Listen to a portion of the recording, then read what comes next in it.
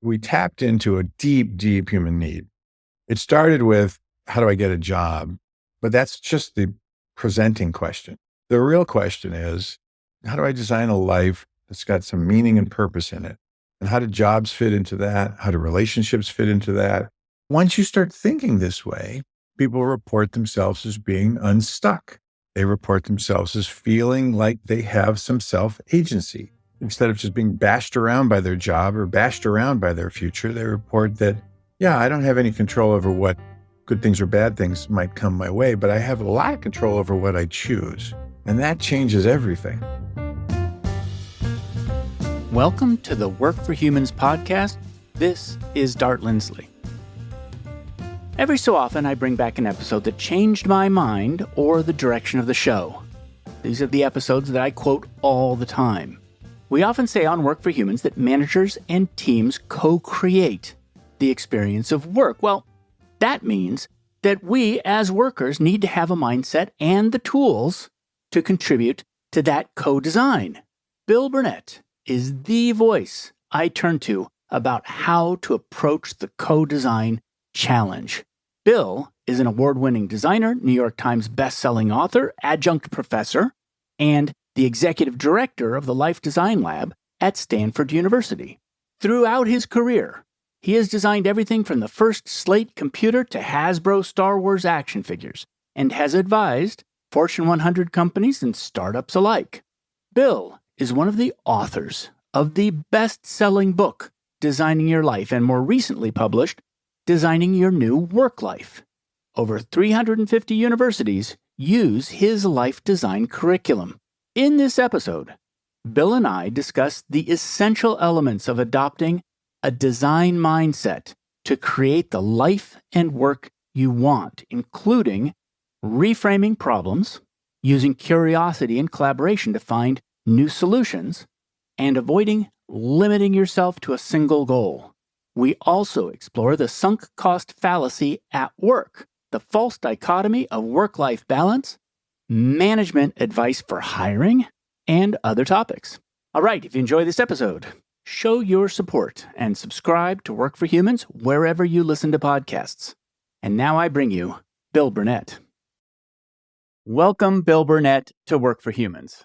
Thanks for having me on. This is going to be fun. I have known about your book, the book that you wrote with Dave Evans, since I think it was first published. In fact, I looked at my Amazon history. I first bought it in 2016. And since then, I have bought it about 5 times because I keep giving it away. Well, thank you. Because there are so many people who I feel would get benefit from that book. And so when I set this interview up, with this conversation up, I wasn't actually thinking about your most recent book because I didn't know it existed. I was thinking about Designing Your Life. So then I found out that you'd recently written a book, which is Designing Your New Work Life, which is even more specific to what the show is doing. And so I'm so happy to have you on the show to talk about it.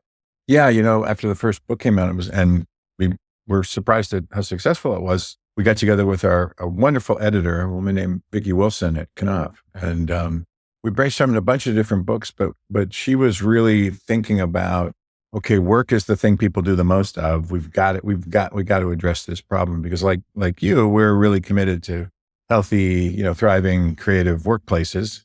And we talked to lots of companies and done workshops in lots of companies, and we've noticed just how bad it is. If you look at the Gallup poll, 67% of workers aren't disengaged, 20% are actively disengaged, 47 million people quit their jobs in 2021, another 50 million in 2022.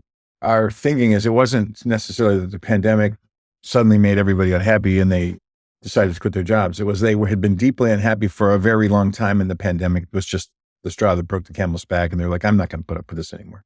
It's a real problem. And 60% of those people who quit their jobs quit without another job lined up. It's really unprecedented.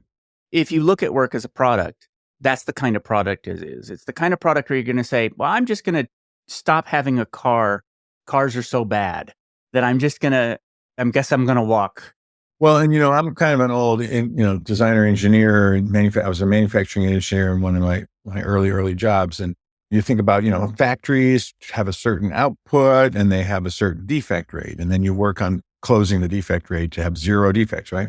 If I had a factory, if jobs were a product that was, being manufactured in a factory and I had 67% defects, I'd just shut the factory down. It's not worth fixing.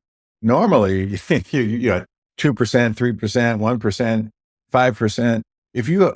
And when you get to volume, those percentages matter. Apple made 96 million iPhones last quarter. Okay. There's about 90 working days in a Chinese factory in 3 months. And that means they made about a million one iPhones a day. A 1% defect rate means there's a pile of iPhones over in the corner that don't work. That's unacceptable. And it's astonishing. This data it's 20 years old. It's, 60, 70%. In the book we talked about in Japan, I think it has the worst engagement of any industrialized nation. 93% of Japanese workers hate their job. 93%. And people talk about it as this enormously efficient and well-planned economy. It's a disaster. You mention in the book that the Japanese have a variety of special names for these extra miserable jobs. Yes. And there's actually a whole vocabulary around it. It's sort of like Eskimos with snow, 7 different kinds of snow. Yeah. Corporate livestock is one of the words. Corporate slave worker is a word.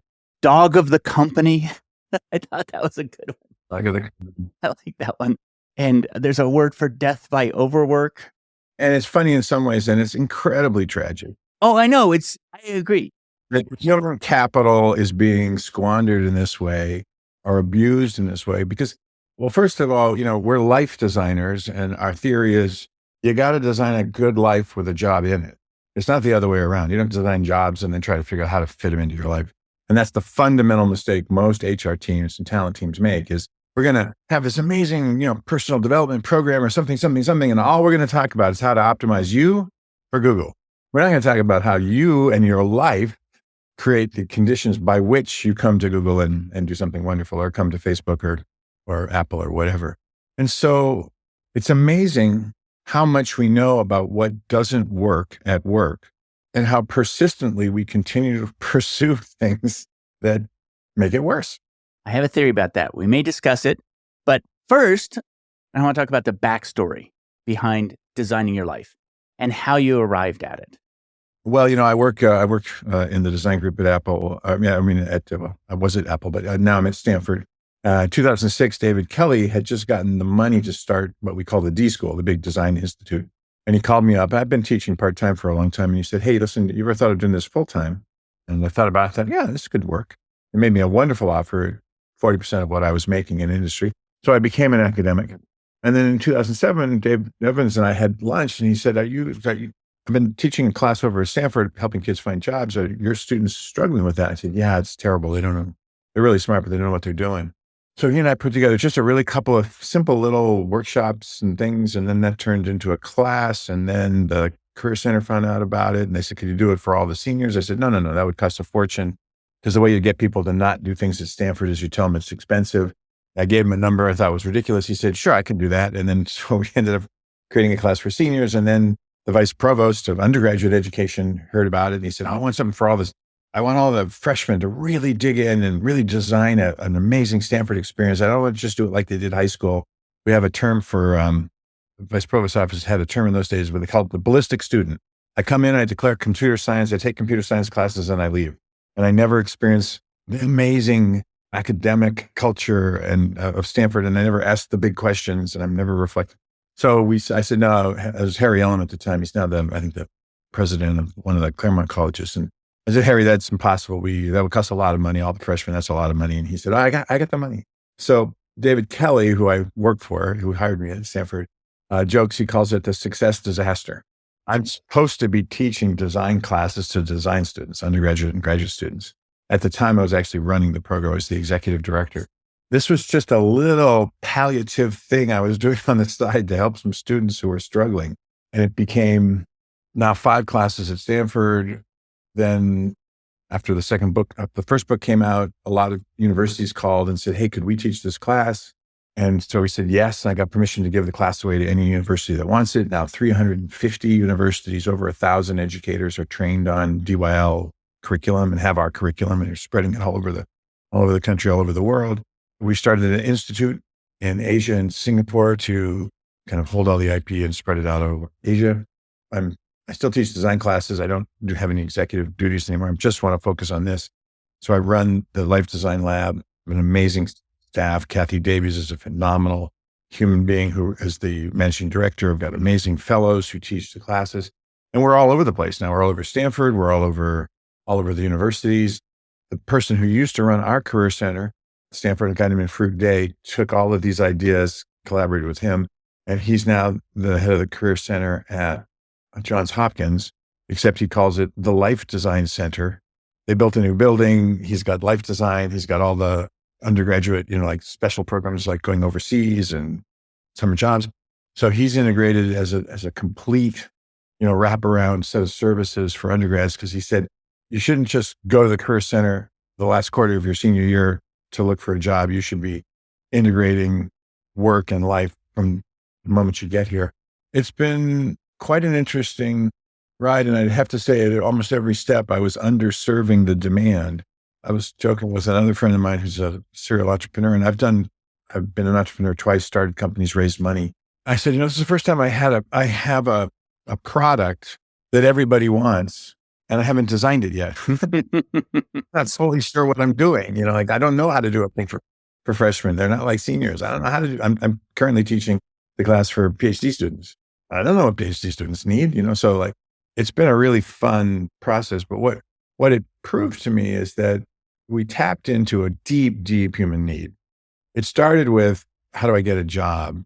But that's just the presenting question. The real question is, how do I design a life that's got some meaning and purpose in it? And how do jobs fit into that? How do relationships fit into that? How does what I learn and how do I continue to learn fit into that?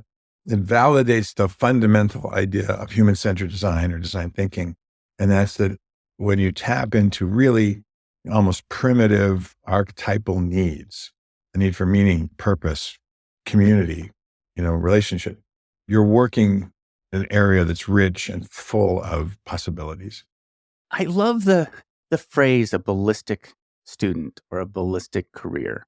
It's a really nice counterpoint to what I think is the central theme of designing your life, which is the ballistic career is, I'm going to focus on nothing except the goal that I'm trying to achieve in 10 years from now, which is to be an MD. I've never actually rapid prototyped any experience related to being a doctor. I'm not going to look at any doors to the left or right as I'm going, because that would be not focused, right? Well, I might find something I don't want to know. Yeah, right. And then I'm going to get there. I will have all this sunk cost in time and money you won't be able to escape. And that's exactly what agile design practices are meant to resolve. And so what is interesting to me about both books is that they are so much about the design mindset, which is that it seems like the native mindset is, especially of people who have ended up at schools like Stanford, is a much more of a waterfall approach. And so what are the big mindset shifts that are design mindsets that apply to life and work? Because it's not just a toolkit. This is what's so important about it, which is that there are lots of design toolkits out there. You can just get them online. They're fantastic. They're useful, but it's a mindset. And until you get that right, the tools don't do it. Yeah, exactly. A ballistic career. I'm just going to be an investment banker. I don't even know what one is, but I'll study econ and then I'll do this. Or I'm going to be a lawyer. Why? Because my mom and dad are a lawyer, or my uncle's a lawyer. And somebody told me you can make a lot of money being lawyers.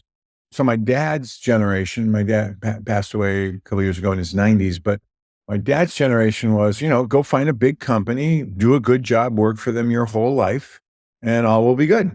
In fact, when he came back from the Korean War on the GI Bill, he went to San Jose State, and it took him about 5 or 6 years because he already had me and my sister. But he did industrial engineering, which is sort of like, how do you make factories work? Because we still had factories in the 50s. And he had a summer job at a little startup up on Page Mill Road, and they made him an offer, and he worked there his whole life. It was called Hewlett Packard. And he was at Hewlett Packard when Lucille Packard brought your birthday cake to your desk when it was your birthday. And he worked for Bill and Dave, the real Bill and Dave. Yeah, Bill Hewlett, Dave Packard. And so for him, it was a well-organized world. For my students, they're going to have 17 different jobs over 2 or 3 different careers. There is no straight line to whatever retirement or whatever it is. But this planning mentality, let me just find the right thing and everything will be okay, is still pervasive. Their parents tell them, just pick a good major and then just do that. As if your major determined, like what you pick at 18 is have anything to do with what you do at 40. By the way, the data is 10 years out of school, less than 20% of people are working on anything that has anything to do with what they studied in college. And I would even argue that they're like me, they're probably working in a job that didn't even exist when they left college. Like it's a whole new category. Yeah, certainly now. I mean, all my students were like, maybe I should be a CS major. 10 years ago, I was going, when the AI comes, it's going to write all the code. You don't want to be a CS major. Now, how many jobs will disappear in the next 5 years? And how many new jobs will be created if you look at any of the predictions, McKinsey or anybody else, World Economic Forum? A couple of 100 million jobs will disappear and a couple 100 million jobs will be invented. And don't you kind of wish you're going to be doing something that hasn't even been invented yet 10 years from now? You sure you want to be doing the same old thing? Anyway, so yeah, the mindsets shift from this sort of planning or I'm going to figure it all out to the recognition that the future is unknowable. It's going to be a little bit of a wild ride, or certainly it's not going to be a straight line. So if you want to have a resilient strategy, learn from the people who design new things that have never been done before all the time, called designers. I wasn't at Apple when they did the iPhones, but I was on the team that did the first laptop, the very, very first laptop. Nobody knew what a laptop was. We built 300 some prototypes and they came up with this. A guy named John Krakauer actually came up with the idea of putting the keyboard in the back and the trackball in the front and kind of organizing the whole thing. But before we did it, we didn't know what it was. So you couldn't spec it and then build it. You had to invent it. And the way you invent it, the way you invent futures that have never been created before is you go deep dive on empathy. What do we need? What's the fundamental problem? And then you zoom back out, you reframe it, you come up with lots of ideas, build lots of prototypes, and eventually you build your way into this future. And then you recognize it. You go, wow, that's the thing we should make. And everybody gets it, and then you make it. So also been on lots of engineering teams where marketing handed us the specification. This is what the consumer wants for the next iPad, the next whatever.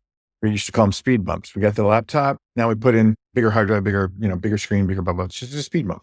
You spec it, you build to spec, you go. But when you're making something that's never been done before, none of those engineering or planning tools work. You need design tools. So the mindsets start with curiosity. If you don't know what the future is, what are you even analyzing? What is this data, those analytics? People do a lot of analyzing where they just make up data because it makes them comfortable. And they get an answer which makes them comfortable and has no connection to what's actually going to happen. So start with curiosity and explore the possibilities of the future you. In this case, we're not making a new product, we're making a new you. Explore those possibilities with curiosity and do them in the world, radical collaboration. The world is where the action is happening.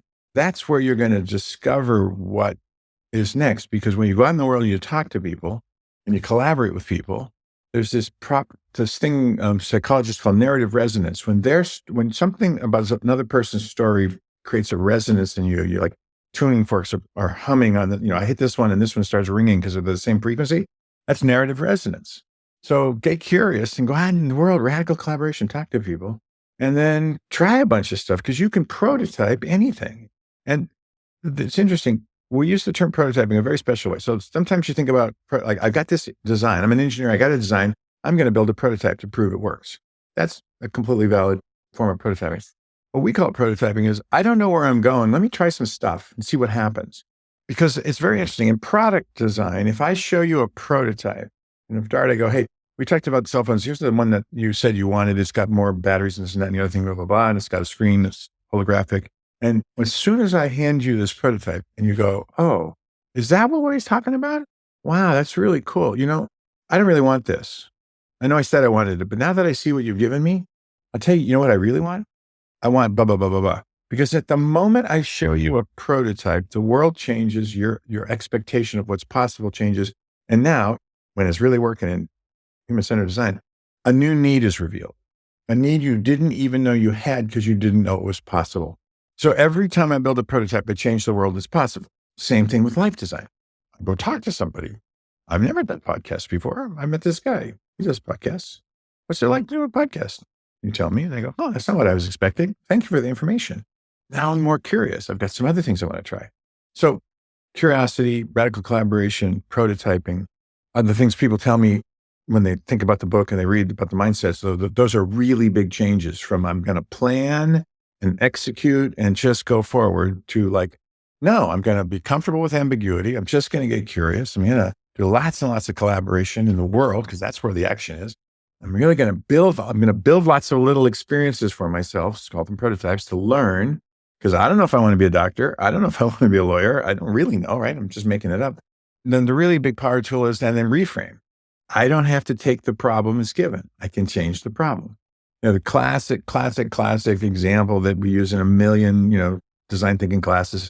Howard Schultz, the guy who started Starbucks, was in a cafe in Italy on a trip, and he noticed how wonderful the cafe was and the smell of the coffee being brewed and the espresso machine steaming and everybody standing at the counter talking and having this incredible community and art on the walls. And he said, why everybody, in those days when he started, a cup of coffee was 75 cents and he wanted to charge $3. But he realized it wasn't about the coffee. It wasn't about the product so much as it was about the experience.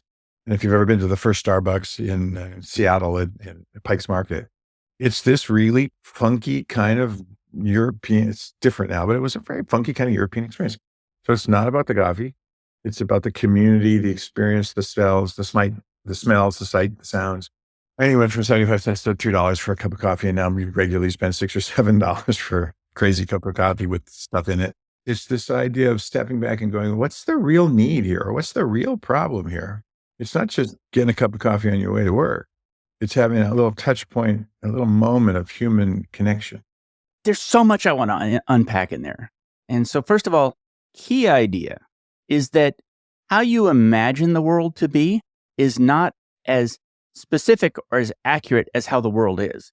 And so it's not until you are engaging with the world that you can see the complete texture. And that's especially true of career, where the different kinds of work that are available, a lot of times we have one title for work, PGM, project manager, program manager. But the truth is, that's hiding an enormous amount of detail of what's actually possible within that space. Oh, and even more confusing is what you call a product manager is not what they call a product manager down the street from you. No, absolutely right. Roles are completely different, and the interactions are completely different. And so my students get all hung up on these job titles. And what's the job title? I said, just go find out. Find out what's particularly things like product manager, project manager, blah, blah, blah. They're just all over the place. It's true. In fact, moving from company to company, I have to completely redesign all of my vocabulary of what everything means because everybody's using these terms differently. And then the second thing is you never know how a product is going to interact with its environment until it's in the environment, because the environment is so dimensional. And so there's a couple of special challenges, though, to designing one's life versus designing a product. One of them is, if I'm designing an app, I'm going to use an agile methodology. But if I'm designing a Boeing 747, I'm going to use a waterfall methodology. And the reason is, it's okay to iterate on an app, but I shouldn't be iterating on a 747 because I'll be saying things like, another one crashed. Let's notify the next kin and iterate. And so I think it's very tempting for us to think of our life as a 747 kind of problem, but this year is an app kind of problem. Like, I can experiment on this year in ways that I might not be able to experiment on my whole life. Well, yeah. And it's an interesting analogy. I'm trying to think of whether my life is really a 747. Because I started out, it was a 747. It turned into a small Learjet. Then it morphed into a hot air balloon. When I finally landed, I was in a time machine. That's a good point. You're getting to the core thing here. It's like that people think the investment in something, I've got doctor, lawyer, engineer, software, blah, blah, blah. And the sunk cost, wow, we spent all this time doing this. I'll tell you, the saddest people I meet, people really in a lot of personal existential pain. I'll run a workshop for mid-career people, 35, 45 years old, roughly. I'll go, who's unhappy? Raise your hand. Raise your hand. Because they came, right? They're intentional about making a change. Who's unhappy? I'm unhappy. And it'll be lawyer, doctor, private equity, banker. And they'll be top of the, one woman I talked to in a program in New York, like, went to Stanford, because it was the hardest school to get into. I went to Yale because it was the hardest law school. Got the job at the Smith and Smith law firm in New York, biggest law firm on the planet, hardest thing. I'm the first woman to make junior partner, first woman to make partner. I'm on the management committee. I'm the first woman to run the firm. I hate my life. I have no idea how I got here. And I mean, it's obvious how she got there, right? I mean, it's just like, show me a brass ring and I'll go get it. Show me a hurdle, I'll jump it. Never asked herself, did she want to be a lawyer? Doesn't want to be a lawyer. Never asked herself whether any of the rewards, which as soon as like she got them, felt good, but then they immediately, the pleasure disappeared and the pain returned. But she just kept going because she's smart and resilient and hardworking.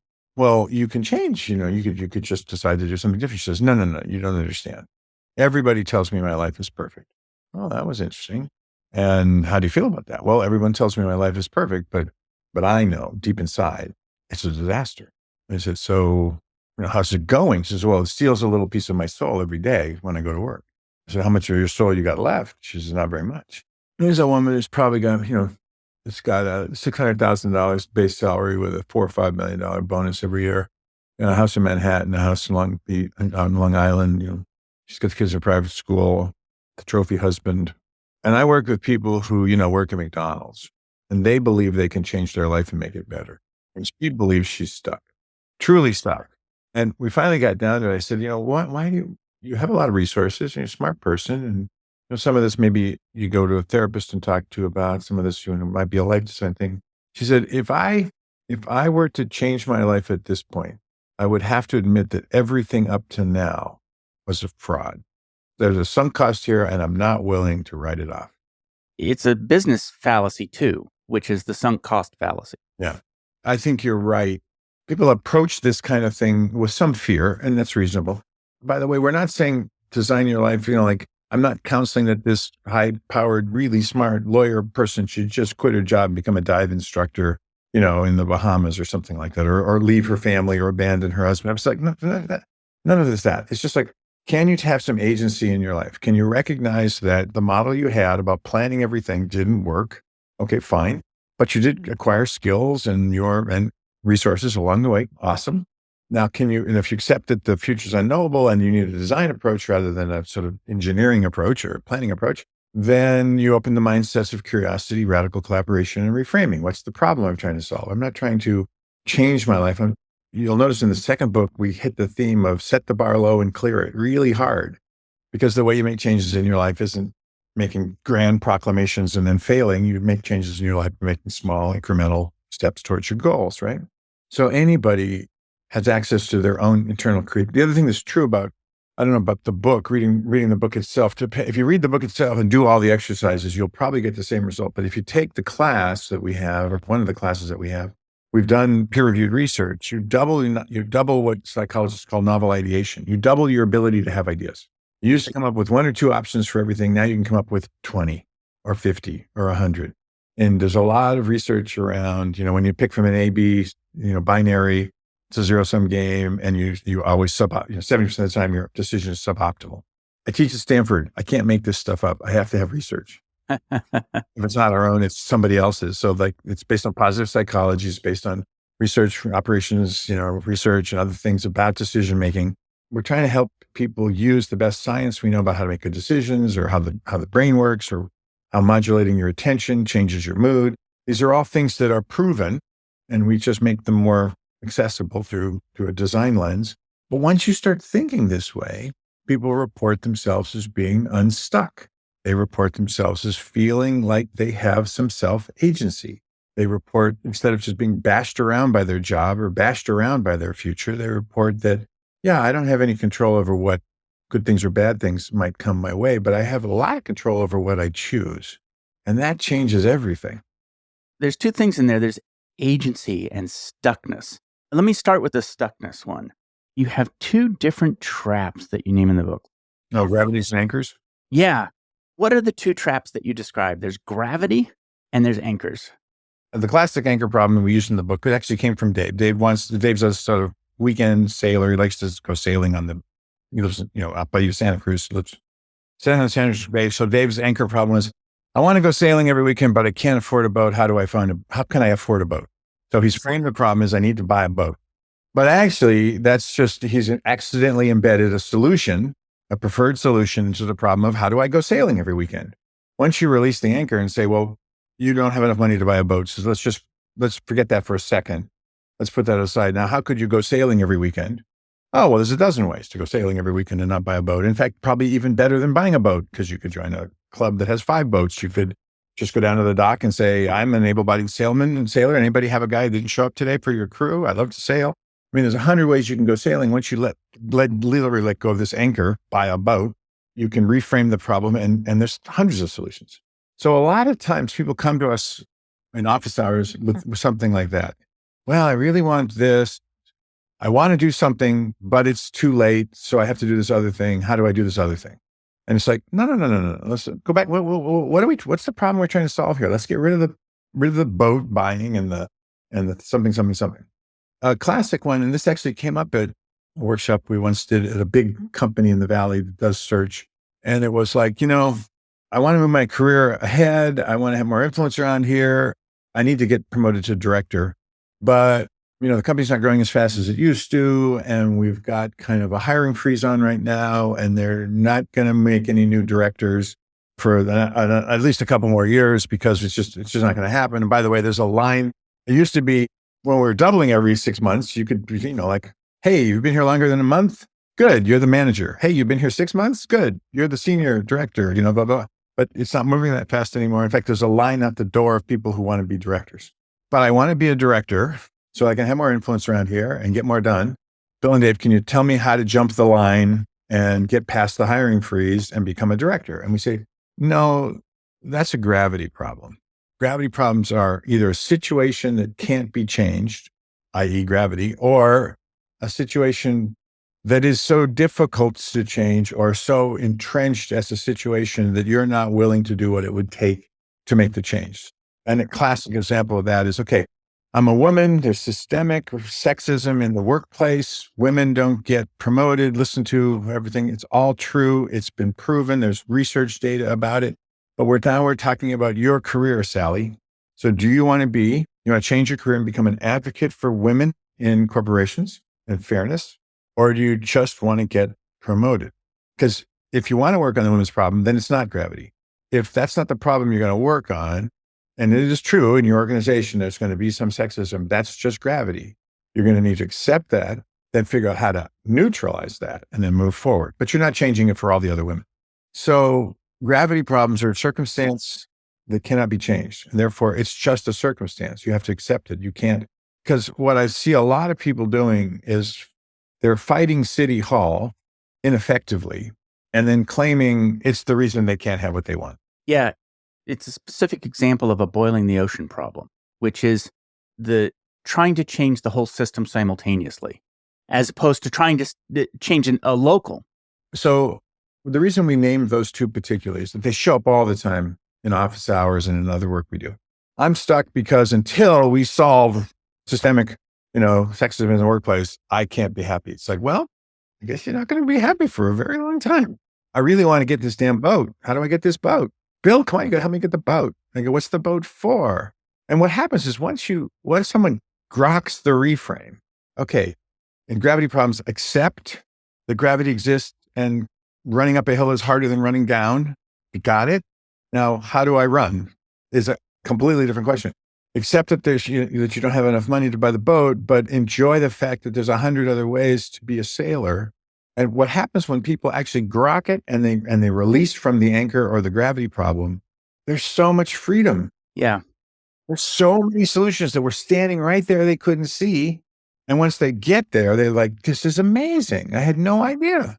Reading the book, it came to me for the first time, a central dynamic in companies, which is that vertical growth, by which I mean career growth up the ladder, is a win-lose situation, which is that it's competitive, it's a fixed number of resources, but horizontal opportunities, collaboration opportunities at your level are a win-win.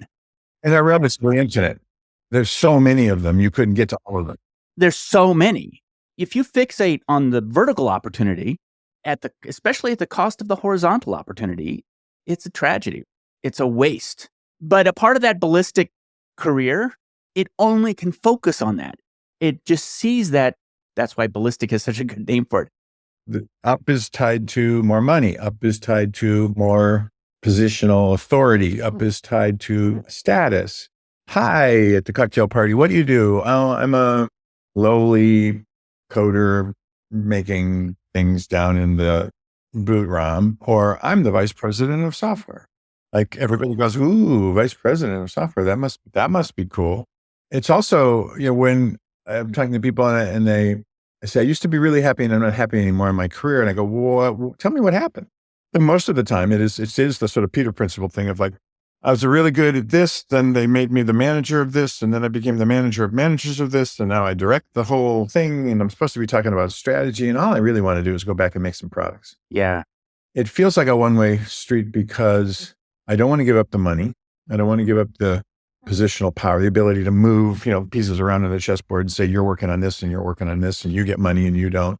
So I like all that. I just don't like the fact that it feels so remote to me that I no longer inhabit my own job. We got to fix that because the up being the only thing that gives you money and status is part of the reason many people are unhappy. There's 3 steps I want to go in the conversation. One is I want to talk about empathy. And then I want to talk about how companies can design an environment in which one can design one's life. And then we'll do some other stuff. Empathy is such an important design tool. It's such an important design capability. But what's weird about this particular case is that normally empathy is supposed to be about being able to get inside other people's minds. But this is an empathy problem where people are failing to get into their own. And so it's a surprising empathy problem. They don't understand what they actually want. Or the things they want are mutually exclusive. And that's certainly possible. You can't get everything in one product. On Work for Humans, we've been exploring the principles of multi-sided management, which is the belief that work is a product that every company designs, builds, and delivers to employees. Along the way, people started asking how they could put these ideas into practice. So I founded the work design firm 11fold to help your company create the kind of work that makes teams feel alive and engaged instead of dead and dull. So you can reduce turnover and build commitment. We're doing something revolutionary here. Learn more at 11fold.com. That's 11fold.com. We say, in regular product design, we start with empathy for the customer. But in life design, we start with empathy for myself. Who am I? What do I want and need? Not about jobs, but about life and things. What's my worldview? What's my work view, right? My life view and work view. But then it's also empathy for what the world needs. Because this whole follow your passion thing is bullshit. Just because you want to do something doesn't mean the world cares or needs it or whatever. So you've got to match what I need to what the world needs, writ large. And the problem, like you pointed out, is most people haven't stopped and asked themselves, well, what's work really for? What am I trying to get out of this? Am I trying to get meaning and purpose and some kind of a inner calling, resolved through work? Or am I just trying to get money? What am I trying to do? And then making that coherent with, well, what's my view? What's the big picture? Why are we here? What's life for? Is there a God? Blah, blah, blah. If you just stop and answer 2 questions, what's work for? What's life for? You start to form at least a little bit of a lens that you can look at all this stuff that's coming at you from the future to say, well, that might be important. That probably isn't. That's probably important. That probably isn't. And again, our model is you design a life with a good job in it. So you have to have the life conversation. You can do it simultaneously, but you kind of have to frame the life conversation first, because you're right. When I ask people, the people can easily articulate why they're unhappy, but they have a really hard time as I say, okay, I got it.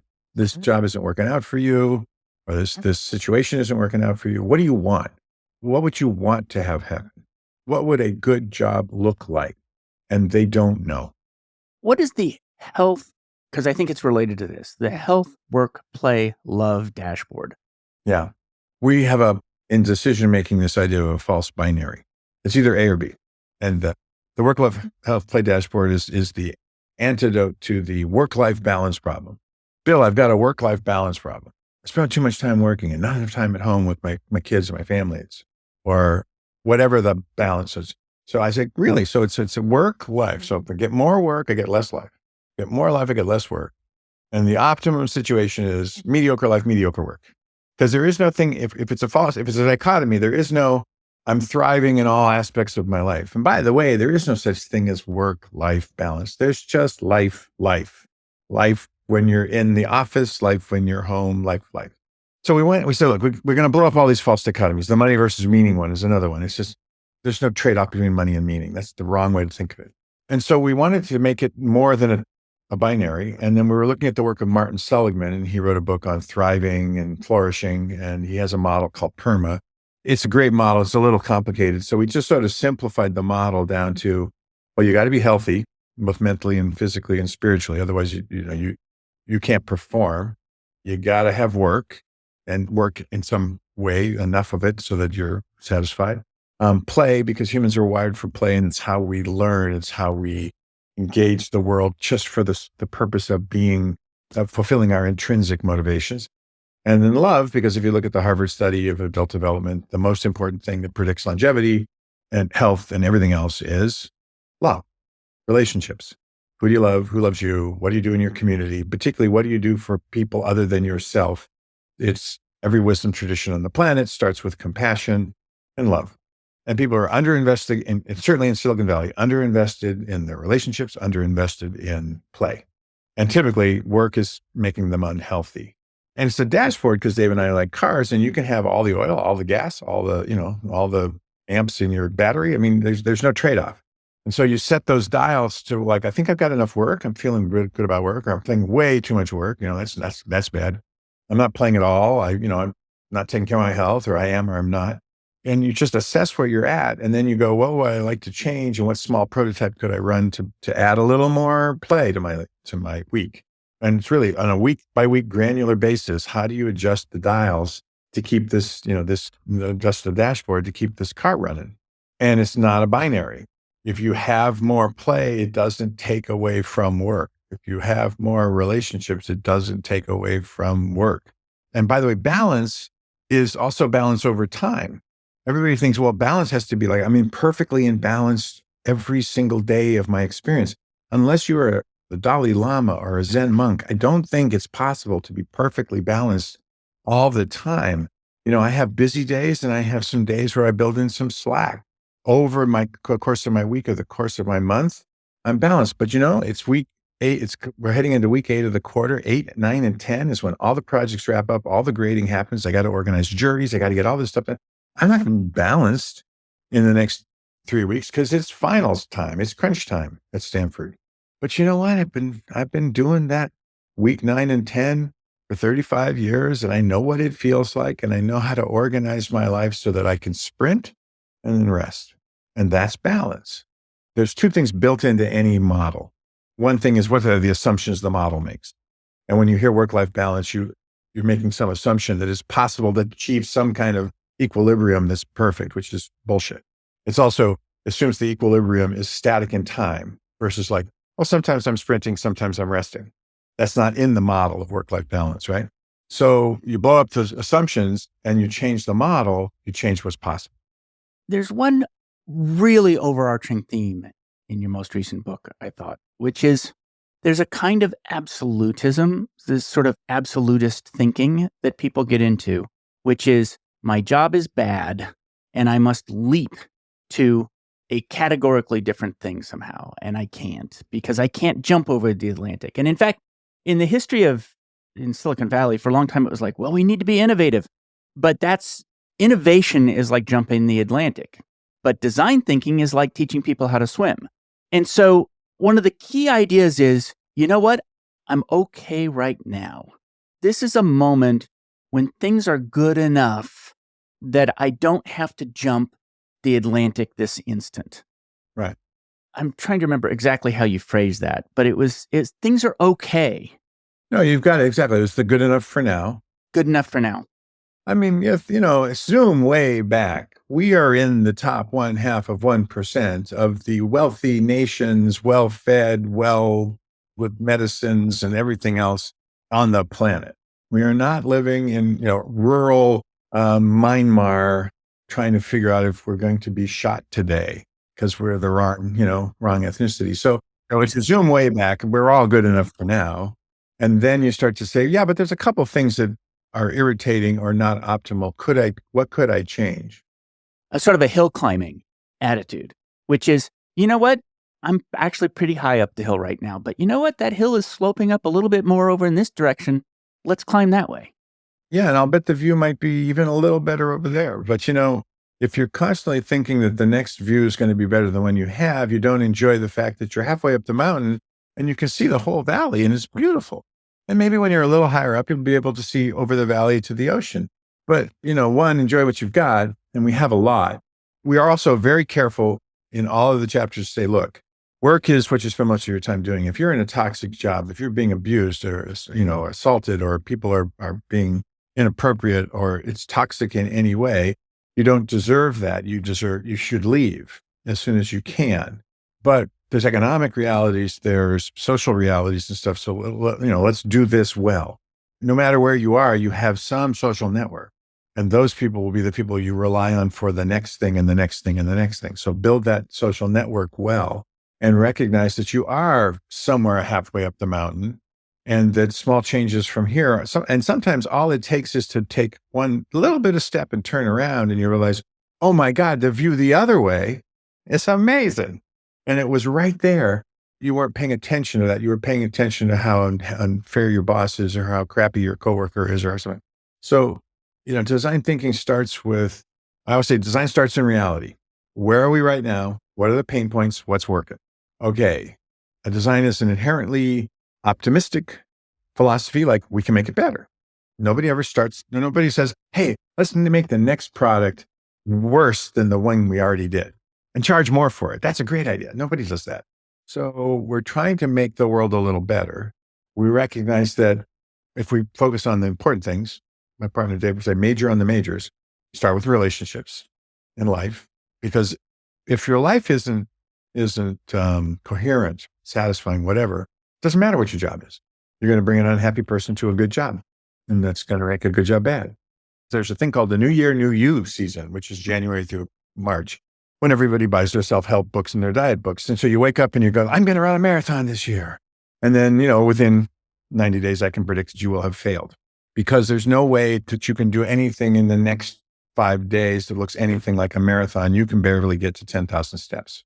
And so on the way to a marathon, all the early steps are going to look like failure if you frame it that way.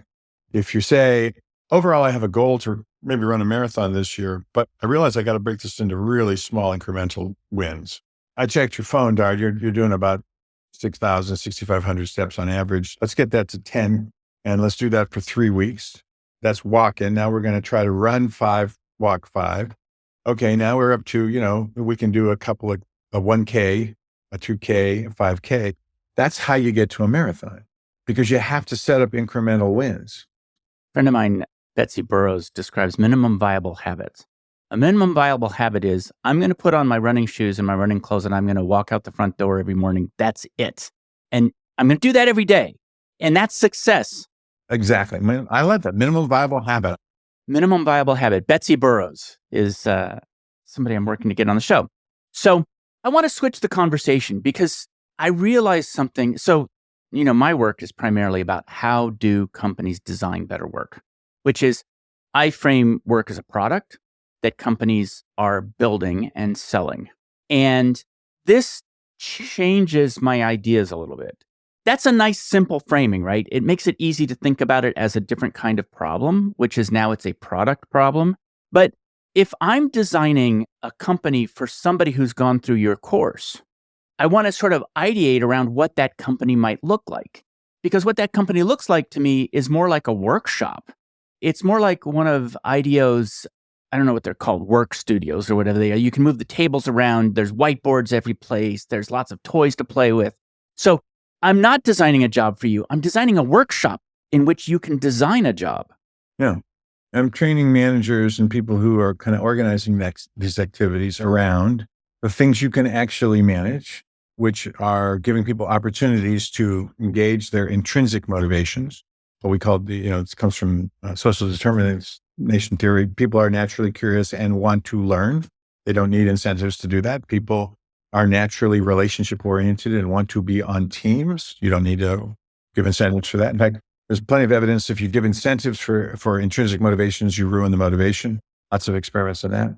There's lots of things that I would do to train managers to recognize that their employees are growing and developing. That's a good thing. They will change their objectives as they work. That's a good thing. We want to encourage mastery.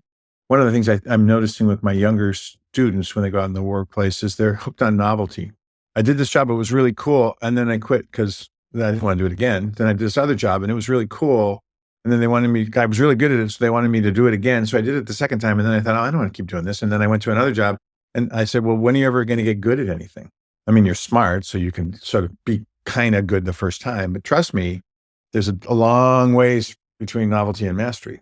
And mastery is the 10,000 hour thing. So I would set up systems that would allow people to realize their own objectives aligned with the objectives of the organization. When I ran my own consulting company, I followed a guy named Dee Hock, who's the guy who started Visa. He was essentially the guy who invented the credit card. And he had a management philosophy that you can't change certain things about people. So stop pretending you can. Interview for the things that are unchangeable because experience and everything else is easily taught. And the three that I picked were integrity, capacity, and motivation. Integrity, if your parents didn't teach you to do what to be a person with integrity, I can't fix that. Capacity, you walk in the door with a certain IQ and a certain ability to learn, I can't change that. And motivation, because I don't believe I've ever motivated an employee, but I've taken a motivated employee and said, hey, do you want to paint this fence with me? So if you don't interview for experience, because what's the point? I mean, experience is just, do you do the workflow we do? Figma to something to something to something, or, SolidWorks to something to something to something. It's like, yeah, but in 6 months, we won't be using any of those tools. We'll be using chat. So why are we asking people if they know how to use tools? That's a silly thing. I should find out if they're smart and motivated and they have integrity. If they have that, we'll make great teams. So, it would be a place where we say lifelong learning. Great. So stop interviewing for experience. Interview for the ability to learn. Completely different thing. We say that, we need employees that are self-motivated. Great. Then stop crushing their intrinsic motivations to, autonomy, relatedness, and relatedness and capacity. We know so much about how humans are motivated. Stop creating systems that demotivate them and recognize that money, particularly in the economy in Silicon Valley, is the least motivating tool you have in your toolbox. The whole Google People Ops thing where they published their results and they thought it was going to be about IQ or, blah, blah, blah, blah, blah. It turns out now it's about, psychological safety, having my back, and the manager's not changing their mind all the time. Duh. Took all that research. Yes. What any competent manager already knows. Yeah. So there's like two sides to the fire that we're kindling in this discussion, that we're describing the kindling of a fire. One is quality work life is co-created. And so a part of what you're saying is hire people who are good partners in that co-creation, because they're the kind. Because they're articulate about what they want. It's really hard to do this. Right. But then the second part is create an environment in which people, have freedom to climb local hills, and then be in a constant conversation about what uphill is for each person. So uphill for you on this team might not be the same as uphill for, Natalia or something. And so this sensitivity to local hill climbing might be a part of what would be built into the environment. Freedom and sensitivity to gradient. I like the metaphor of a local hill. And it takes a little bit of training on both sides. And, we do some work in corporations with HR teams that are trying to improve engagement. Employee engagement's bad, we're going to improve it. And I tell them two things. First of all, you're going to have to be willing to have a life conversation, because we're not going to just talk about jobs. And if that's too scary for you, we won't, then you shouldn't hire us. But also we can show you how to do it. I mean, you're not someone's therapist. You're not responsible for their life. You're just setting up the conditions to say, here's some local hills and, ... So we can show you how to do that. The other thing is we're going to have employees do 3, not 1 options for their careers, because there's always 3, not 1. There is no linear path. if you adopt the mindset of curiosity, there's more than one of you in there, right? Okay, so we're going to do 3, not 1. And one of them, by the way, I'm just so you know, will be, what would you do if you quit? And right about that point, the HR guys go, whoa, you want us to hire you and you're going to let them brainstorm quitting? Why would we do that, Bill? And I say, well, because you really only have 2 choices. You can be a generative part of that conversation, which, by the way, is going on. You have no control of it. Or you can find out why I quit in my exit interview. Those are your only 2 choices. And if you want to go, la, la, la, la, la, la, la, I'm not listening, the data says that 60% of your employees are looking for a new job while they're on the job. The conversation in the proverbial virtual break room or on Slack or wherever is about quitting. You either get in the conversation, accept it as a grown-up, this is part of what's going on, or pretend it's not happening, and then continue to issue your really well-designed personal development program plans, blah, blah, blah, talent management plans to the exact same effect that 69% of your workers think it's bullshit. Well, that's the most valuable conversation you could possibly be in, because that's where you're hearing the design attributes. Yeah, they'll bitch about their job or the tasks they have to do, or maybe they'll bitch about their boss. But what they're really going to bring to you is how this works for them in their lives. And when you are engaged in that conversation, you're having the conversation they want to have. And if you can navigate that successfully, one, you may come to the conclusion that this employee is no longer going to be productive for our enterprise, and they should, in fact, leave. That's a good thing. Let's throw them a big party and wish them well. Because guess what? It's a longer game. And 6 years from now, you and I will both be in a different company. And if I treated you with respect when you came to that point of view, you'll be willing to join my new organization with me. And 2, if we have the conversation and we discover another fit for you in the organization, it's a super win because everybody gets what they need. I've absolutely found that, which is that by being sensitive to how somebody's experience work, you say, well, why don't we try this other job? And you try the other job and it's perfect. They love it. Somebody had to do that. Because it's different and there's lots of stuff to learn. And also because they're not you and you think this is a horrible job over here. Would you like it? But no, actually you say, let's just try it out. And they love it. Okay. There's a question I ask at the end of most interviews, which is, what job do you hire your job to do for you?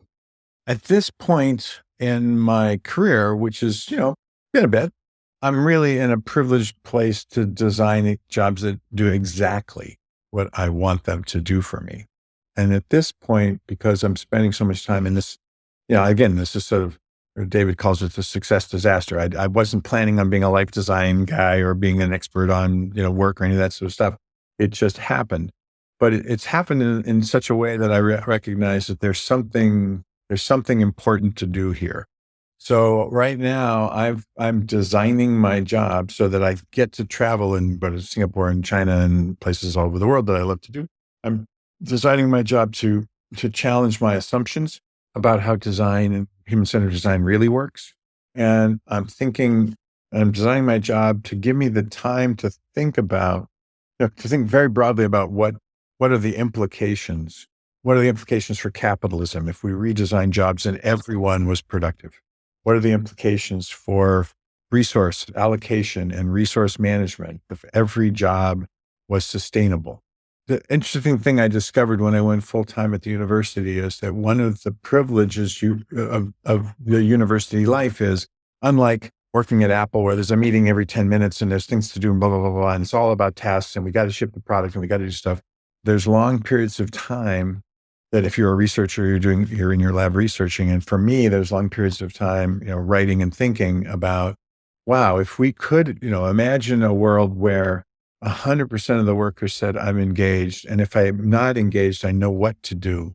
I know how to re-engage with my life. Because we're heading into a very difficult future, forgetting AI and everything else, which will have a catastrophically large, potentially wonderful impact on jobs, but it'll be big. It'll be turmoil. But we rewrote the second book to include issues of what we call disruption design. we were writing it and the fires were burning in Northern California, and we were having the racial unrest in America, and we had the COVID pandemic, and we have, climate change showing up everywhere. So it's been a tremendous privilege for me to be able to design the job that allows me to spend time wondering how designers can have an impact on all of those problems and through the lens of work. Then where can people learn more about you? On our website, designingyour.life would be where we put all the stuff when we're on wonderful shows like this or other shows. And we're also, when we publish new stuff about either our work, our research, or new exercises. We give all the exercises away for free. All the workshops and the little worksheets and stuff are all on the website. So go there. Great. Thank you so much for coming on the show today. Great to talk to you. I had a good time. Thanks a lot. Thanks for joining me for another episode of Work for Humans. If you enjoyed this episode, please give us a 5-star rating wherever you listen to podcasts. And share the show with one person you think would get value from it. Believe it or not, this really helps us grow the show and reach more people who want to build the kind of work that people really want. As always, thank you to my producer, Jason Ames at Ninth Path Audio, for his insights into content and his high standard for quality. Final note, the opinions shared here are my own and not the views of Google or Cisco Systems. Thanks again for listening. See you next time.